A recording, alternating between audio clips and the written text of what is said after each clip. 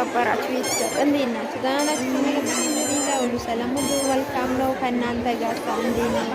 እኛ ጋር እንግዲህ ዛሬ ማለት ነው በዓል ተመስገን ማለት ነው። እንደዚህ በጣም ደስ የሚል ነው። ማሻአላህ ሰው በስቷል። እኛ ውስጥ ሞልቶ መንገድ ላይ እላቸዋለሁ። ትንካት መንገድ ላይ ነበርና ማሻአላህ ማሻአላህ ውዶቼ ጥሩ ጊዜ ነው። አልሐምዱሊላህ እናንተ ጋር